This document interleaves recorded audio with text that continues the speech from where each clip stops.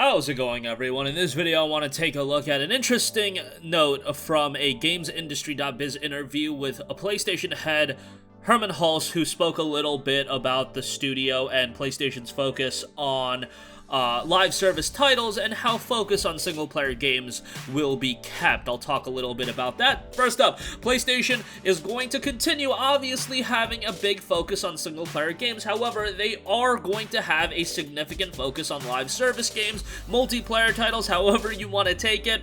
Talk a little bit about that, but in an interview with GamesIndustry.biz, Herman Hulse noted, obviously we will always carry on making these single-player narrative-based games such as Ghost of Tsushima, The Last of Us, and Horizon Forbidden West, but you've spotted correctly that we have been invested in live service games because that's incredibly exciting for us. It allows us to build larger worlds, it allows us to create really meaningful social connections between the players. If you wanted to build some social connections, I got a game for you. It's called Killzone 2. You know how many cool people I met on Killzone 2 back in 2009? Obviously, I kid. But, yeah, that's obviously a rabbit hole I'm never gonna stop going down. Haven Studio head Jade Raymond also noted, PlayStation has its own unique secret sauce to getting to those amazing games. It's not by chance that you see so many 90-plus blockbusters from Sony. It's because they do something a little differently, and that's been the thing we've experienced over the years. So, obviously, if you guys aren't aware, Sony is hoping to put out at least 10 live service titles by March of 2026. This is coming from stuff like the acquisition of Haven Studios, stuff like the acquisition of Bungie, and they're going to be facilitating the creation of a lot of these games. It's a lot to consider. I know the term live service immediately does worry people because I think people think of titles like Fortnite and games like that, and yeah, probably going down the Fortnite route. Obviously, the idea is there's a bunch of money in those games. Yes, games that you can monetize for the long term, and I would recommend, like this, I'm not a business professional when it comes to selling games, but if you want to make live service games big, obviously, the idea is that these games are going to be monetizable for a while and you can generate revenue for the long term with these games. I wouldn't keep these games exclusive to PlayStation. At the very least, I would put these games on PC. I think that could be very advantageous. Like, a live service game could mean another Killzone title. If they do another Killzone game, look, the PlayStation audience is going to buy a PlayStation, and if you want to make the argument, hey, single-player games are used as a tool to sell PlayStation consoles, by all means, but once you start getting into the multiplayer realm, you want to keep an active player base. That's very important, and you want to make sure a lot of people are talking about these games and they're consistently in the news cycle. Well, if they're only limited to PlayStation, that's going to limit their visibility. That's just the reality of the situation.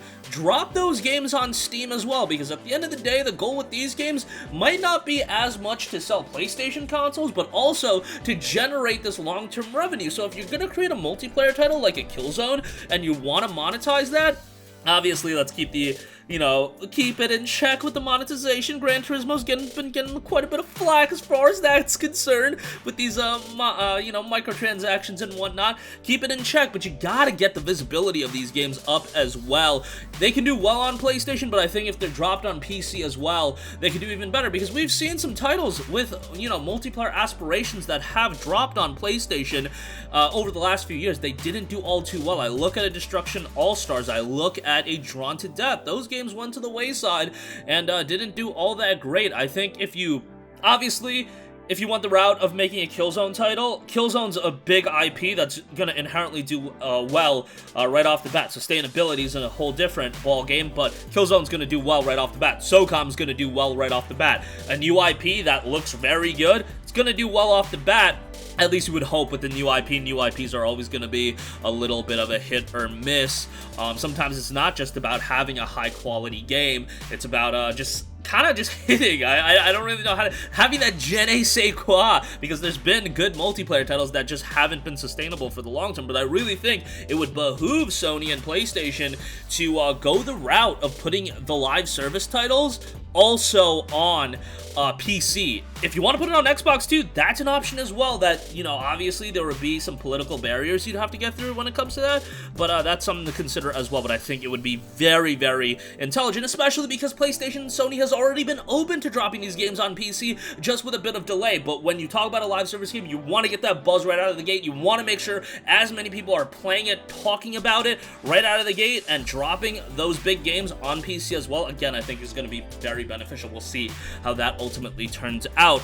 As far as them keeping a focus on single-player titles as well, yeah, that's their bread and butter. Those games are going to sell incredibly well. At least nowadays, they sell very, very well more often than not, especially with some of these IPs.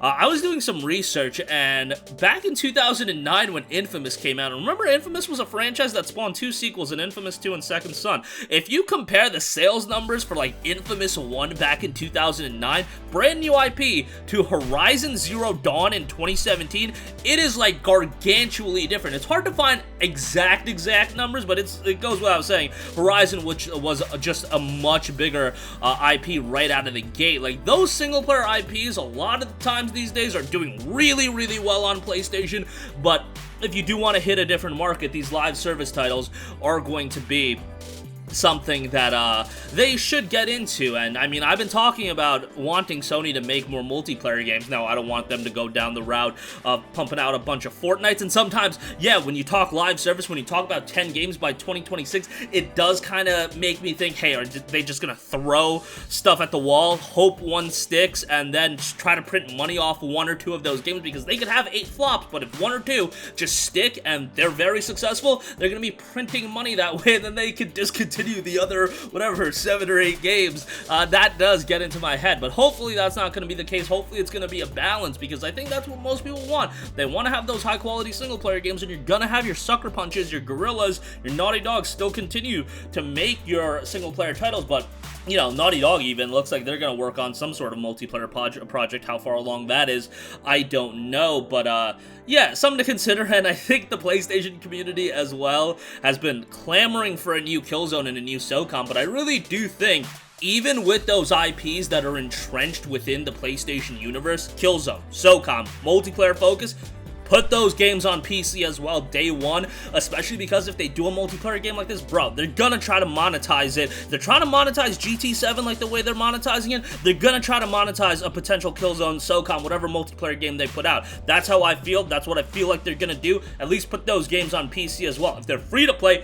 even more so, put those games on PC. The free-to-play market on Steam is actually pretty strong, and again, visibility, look at how many people use Steam, put those games on PC, cultivate a stronger community for those games, make sure that they have the player base to increase their longevity for the long term. Win-win all around. And for a lot of people, if they already have a PlayStation, they're gonna buy Killzone anyway, just put it on PC. Could understand the argument to an extent with the single-player games being exclusive, because there isn't that benefit of the multiplayer aspect, but from the multiplayer standpoint, I really think it would be intelligent and a smart strategy to put those games on PC day one. But that's my opinion. Let me know all your thoughts in the comment section down below. Again, PlayStation looking to keep their focus on single-player games, but their live service, you know, goals are definitely getting bigger and bigger, especially with these acquisitions of Haven and Bungie. Let me know all your thoughts in the comment section down below. Sound off there. Thank you for watching, and goodbye. Hey guys, we hope you enjoyed the video, and if you did, make sure to hit the subscribe button, and if you're already subscribed, do us a favor and hit the bell icon. This way you'll be notified whenever we post a new video. That's the best way to keep up with all of our uploads, and we usually try to upload 2 videos a day. And with the bell icon hit, you'll be notified whenever we do upload a video. As always, thanks for watching.